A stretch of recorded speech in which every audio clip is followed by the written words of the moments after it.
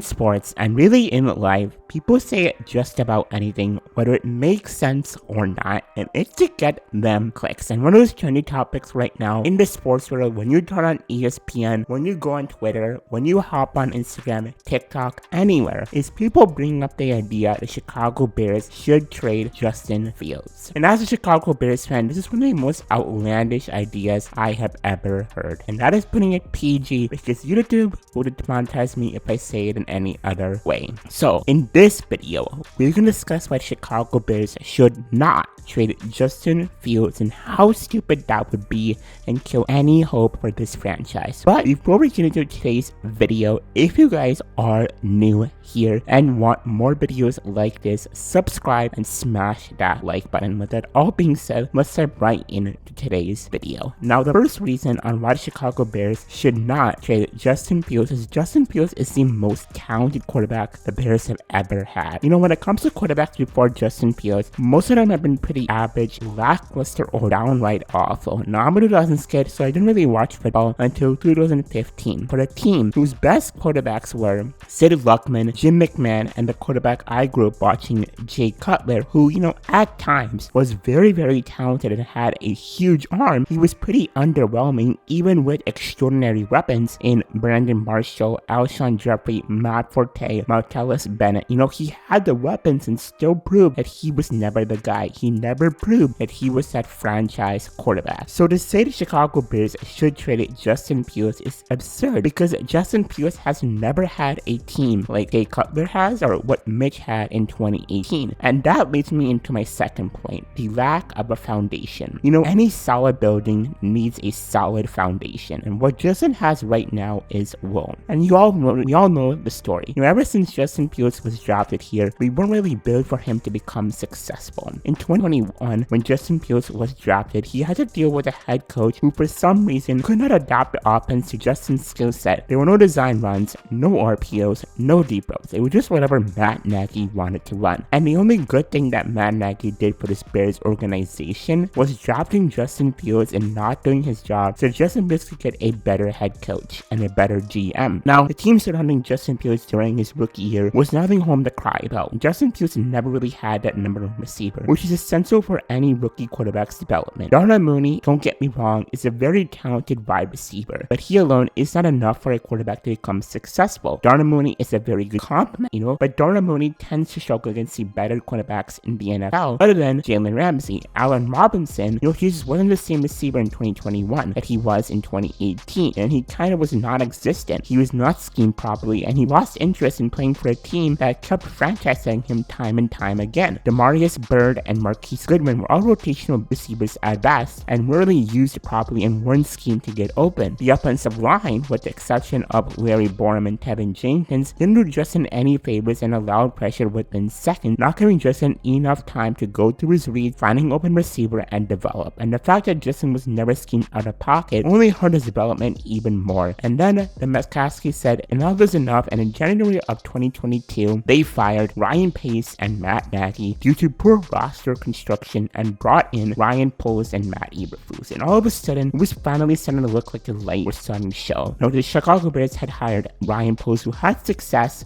you know, being in Kansas City and learning how to build a prolific offense and a championship caliber team. And then Ryan Poles hired Matt Eberflus, who had success learning from Frank Reich and who had success as a defensive coordinator and was a natural born leader and motivator. And it was thought that, you know, Eberflus coming from this defensive mindset would help Justin beat defenses better. And, you know, Bears fans were excited. Everyone was excited in NFL that Justin Fields finally had people who would adapt to him and people who would build a great team around him. But Ryan Poles had a very big problem on his hands, and that was Chicago Bears was strapped for cap, and this was a team that was far away from winning a Super Bowl. And Poles had to make moves that would hurt the Chicago Bears in the short run but benefit them in the long run. And these are moves like trading Khalil Mack for a second-round pick, letting go of Allen Robinson, cutting Akeem Hicks, and then trading both Robert Quinn and Roquan Smith mid-season. And most of these defensive players are all staples of that 2018 defense that helped the Chicago Bears get into the playoffs. And it hurt as Chicago Bears fans seeing all these staples go. But Bears fans knew this was necessary. And now Ryan Poles also did not have a first-round pick. And with limited cap space, Ryan Poles was kind of having immense pressure. He had to surround his star quarterback with some talent, and in a sense, he caved into this pressure. One of Ryan Poles' first moves was signing Larry Ogunjobidiwe to a 3-year, $40.5 million deal. And this proved to be a disaster as, Larry Ogunjobidiwe failed his physical due to a broken foot. So Ryan Poles had to recover, and this took away from signing other players who could have been contributors to this team, and he signed Justin Jones, who actually was very good. Justin Jones had 3 sacks, 28 tackles, and 24 assisted tackles. Plus of Ryan Poles' free agent signings were what a typical rookie GM under limited cap would do. He brought in players that weren't stars, but with a change of scenery, maybe they could blossom. And he brought in 2 new quarterbacks in Trevor Siemian and Nathan Peterman. He brought in EQB, who was his best offensive signing based on production, as EQB had 21 receptions, 323 yards, and 1 touchdown. And he brought in Dante Pettis, who was the best wide receiver signing based on touchdowns, as Dante Pettis had 3 TDs, 19 receptions, and 245 yards. He brought in N'Keal Henry, leading off a 7th round pick, who had 7 receptions for 116 yards and 1 TD. And then mid-season, he brought in Chase Claypool. Chase was pretty underwhelming, but for a guy just running his offense, I think we can let that slide. And this is a move for 2023, but Chase had 14 receptions for 140 yards. But Ryan Poles' most predominant signing, Lucas Patrick, is kind of proving to be a costly mistake. And Lucas Patrick was injured for most of the season, and every brute nightmare came true, and that was Sam Mustard starting. And even when Lucas was starting, he only proved to be a smidge of an upgrade over Mustard.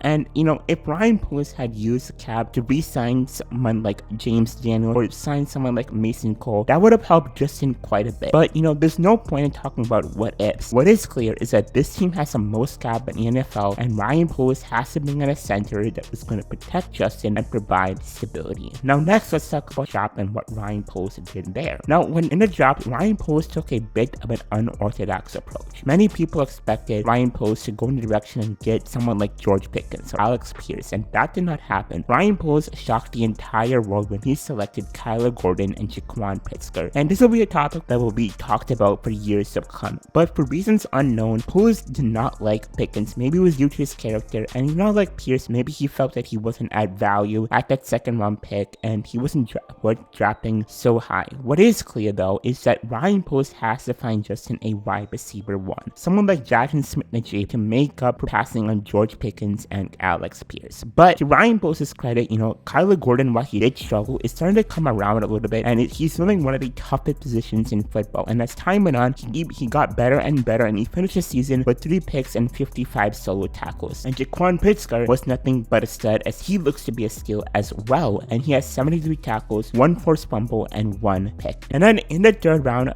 Ryan Poles drafted Velus Jones Jr. And at first, this was a move that Chicago Bears fans were pissed at, as Velus Jones Jr. was 25 years old, and scouts had paid Velus Jones Jr. to be this light version of Deebo Samuel, which didn't really help out at all when Velus struggled early on with fumbles and missed catches. But as the season went on, Velus Jones proved to be a threat with the wide receivers run, and he proved to be a threat, catching the football and protecting the football. And in the 5th round, Ryan Poles had one of his best moves, and he selected Braxton Jones. And while Braxton Jones did struggle quite a bit, and while he did have 7 sacks, and he did start in all 7 games, when most of the offensive line was injured, Braxton Jones provided stability. It wasn't perfect, but there is just some optimism, as Braxton Jones registered a 70.5 rating from PFF and a 79.4 run blocking rating from PFF. Now it's PFF, so take it with a grain of salt. But if Braxton Jones can put on some strength and be that left tackle of the future, that is huge value for Ryan Poles to get in the 5th round. And the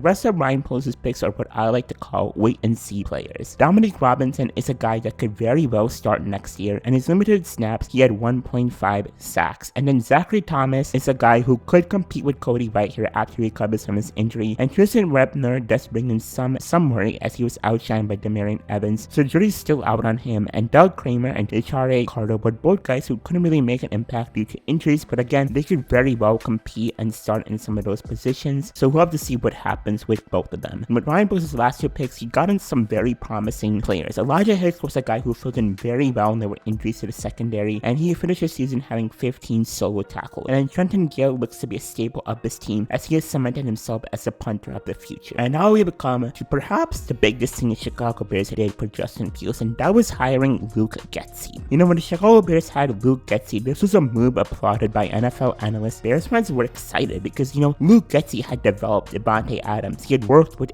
one of the best quarterbacks in Aaron Rodgers, and it was expected that he would do the same thing here, that he would teach Justin, you know, some of the same attributes that Aaron Rodgers learned and make Justin Fields one of the best quarterbacks. And as we all know, that did not happen. And by no means was Luke Getsy as bad as Matt Nagy, but there were times this season on where Luke Getsy's play calling made no sense. And the first half of that season proved that fact. Getsy and Justin just weren't on the same page. You know, there were no RPOs, there were no design runs, there were no plays where Justin could fool that defense. And in a way, Getsy handcuffed Justin when it came to the passing game. You know, for instance, against the 49ers, Justin Fields only threw the ball 17 times, and against the Packers, he only threw it 11 times. And this was a common theme throughout the season. The Chicago Bears passed for the lowest amount of yards in the NFL with 130 yards. But to Getsy's credit, you know, when you don't really have that much to work with, when Darnell Mooney is your best receiver, it kind of restricts your offense. And when you have dead pieces in EQB, Dante Pettis, and Nassim Webster, and Willis Jones, you know, you can't really do any passing game because none of these receivers are going to win their matchups. And luckily for Getsy, you know, he did get Chase Claypool mid-season, but again, you know, for a new receiver to come in and learn a new offense, that's pretty hard to do in one season. You know, most NFL teams out there have a wide receiver one or multiple wide receivers that can win those matchups. I think that's why at times we saw Justin, you know, when some of the receivers had a smidge of separation, Justin did not want to take the chance because, you know, he didn't trust the receivers to come down with the ball. And Justin knew that, hey, with this 4.1, with the speed that I have, I can make something happen with my legs. That is when we started to see the Chicago Bears offense finally start to change. After the Patriots game, Luke Getsy saw this isn't working, took a page from the Ravens offense, and he used Justin Fields as a dual threat. And with Getsy using Justin Fields' speed to his advantage, running cute quarterback design runs, and telling Justin, hey, if your reads on there, run it, that helped Justin rush for 1,143 yards, 8 touchdowns, to 60 touchdowns shy from Lamar Jackson's rushing record. And teams could not stop Justin. Nothing could stop Justin. He was like an unstoppable train that totally turned around the Chicago Bears offense. And now Getsy has to help Justin with that passing game. This season, Justin completed 60.4% of his passes for 242 yards, 70 touchdowns, and 11 picks. And these were not numbers that all of us expected Justin to have, but it's hard when your wide receivers have very low win rates. You know, Darnell Mooney, Dante Pettis, and Chase Claypool, you know, just struggled to win their matchups, and, you know, that's kind of why we saw Justin Fields struggle in the passing game. And then when you can't pass the ball, you know, you have to do something different. Luke Getsy succeeded in the running game, and he helped the Chicago Bears run an outside zone scheme, which helped the Chicago Bears lead the NFL in rushing yards at 3,314 yards. But even then, there were kind of times where Bears struggled in the short yardage game. You know, at 3rd and 1, with 3rd and 2, at 3rd and 10, and then at times that play would get off entirely. So in summary, there is no way the Chicago Bears should be trading Justin Fields when he's so damn special. What has to happen though is rather simple. You know, Ryan Poles has to bring in some more talent on this offensive line to protect Justin, give Justin some real weapons like Jackson Smith-Njigba, or trade for a guy like DeAndre Hopkins. And then when it comes to Luke Getsy, you know, as I mentioned before, he has to develop Justin by helping him with his passing game, and that comes from helping his receivers, whereas like Chase Claypool, Darnell Mooney, you know, win these matchups. And I mentioned this in my Chase Claypool video. One of the things that Chase Claypool has to work on is catching the ball with his hands rather than catching the ball with his body, and that is something that Luke Getsy has to work on next year if the Chicago Bears are going to win a Super Bowl. And if the Chicago Bears can do this, Justin Fields can easily become what Jalen Hurts was this year and lead the Bears to the promised land. And with it all being said, what's your opinion? Who is one free agent that you want Chicago Bears to sign? Let me know in the comment section below. And with it all being said, peace out and bear down.